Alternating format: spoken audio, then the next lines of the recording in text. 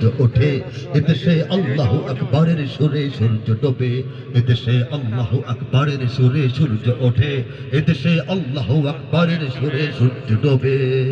ঠিক কিনা বলেন? এই বাংলাদেশে প্রতিদিন সূর্য উদিত হয় ফজরের আজানের ধ্বনির সঙ্গে সঙ্গে। ঠিক কিনা বলেন? প্রতিদিন সূর্য অস্তমিত হয় মাগরিবের আজানের ধ্বনির সঙ্গে সঙ্গে। ঠিক কিনা জোরে বলেন?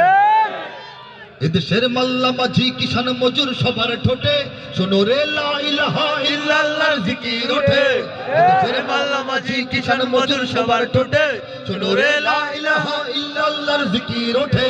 ইমানের তপ্ত আগুন জ্বলছে সবার বুকে বুকে, ইমানের তপ্ত আগুন জ্বলছে সবার বুকে বুকে, সে আগুন দেশ হতে দেশ দেশান্তরেও জ্বালতে হবে। এদেশে আল্লাহু আকবারের সুরে সূর্য ওঠে, এদেশে আল্লাহু আকবারের সুরে সূর্য ডোবে। ইমানের তপ্ত আগুন জ্বলছে সবার বুকে বুকে। কার কার বুকে সেই আগুনটা দাউ দাউ করে জ্বলছে হাত তুলে দেখাতে পারবো কিনা? আল্লাহু আকবার, আল্লাহু আকবার, আল্লাহু আকবার।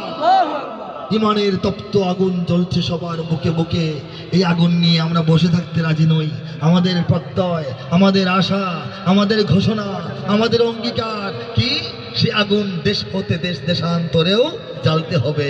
সবাই প্রস্তুত কিনা বলেন? এই যে বাংলাদেশের মানুষেরা বলে ইমানের তপ্ত আগুন জ্বলছে সবার বুকে বুকে, দ্বিতীয় লাইনটা বলে সে আগুন দেশ হতে দেশ দেশান্তরেও জ্বালতে হবে। এই আতঙ্কে, এই ভয়ে, এই দুশ্চিন্তায় দিল্লি কম্পমান, ওয়াশিংটন কম্পমান, আমেরিকা থরথর করে কাঁপছে, রাশিয়া থরথর করে কাঁপছে, চীন জাপান থরথর করে কাঁপছে। বাংলাদেশের বুকে 18 থেকে 20 কোটি মুসলমানের তাওহীদের শক্তি আর ইমানের এই জাগরণ দেখে তারা বাংলাদেশ নিয়ে দুশ্চিন্তায় পড়ে গেছে। নারায়ে তাকবীর, নারায়ে তাকবীর, আল্লাহু আকবার। ইসলামের শত্রুরা হুঁশিয়ার সাবধান, ইসলামের শত্রুরা আল্লাহর বরত্ব ঘোষণা করা। নারায়ে তাকবীর, তাকবীরের স্লোগান দাও। তখন আমরা বলে উঠি আল্লাহু আকবার। লিল্লাহি তাকবীর, আল্লাহর জন্য বরত্বের ঘোষণা দাও। আমরা সেই ঘোষণা দিয়ে উঠি আল্লাহু আকবার। এই স্লোগান যার ভালো লাগে না, এই স্লোগান যার গায়ে জ্বলে, এই স্লোগান যে পছন্দ করে না, তার বাংলার জমিনে থাকার অধিকার নাই। ঠিক কিনা? এদেশে আল্লাহু আকবারের সুরে সূর্য ওঠে, এদেশে আল্লাহু আকবারের সুরে সূর্য ডোবে। এদেশের পথে ঘাটে, এদেশের বাজার হাটে,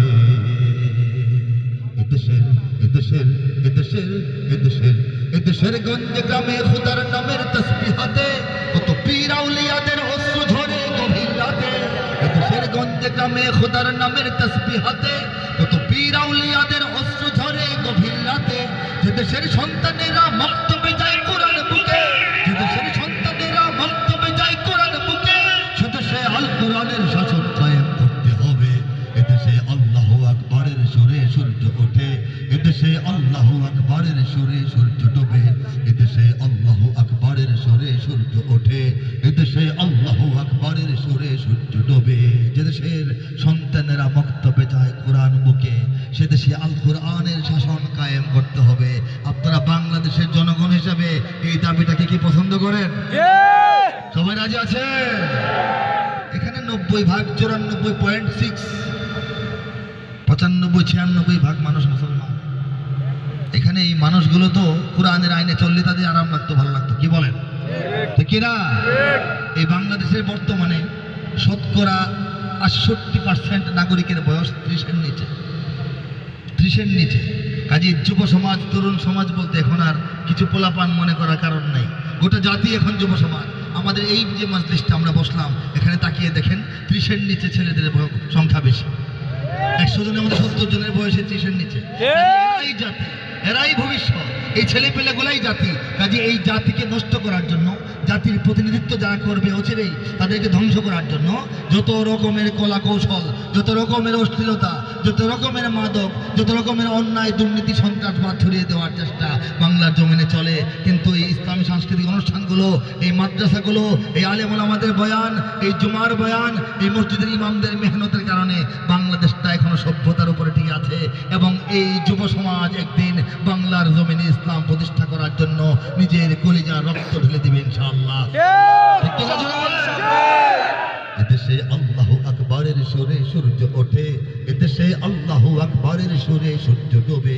একটু হাতটা তুলে গাইতে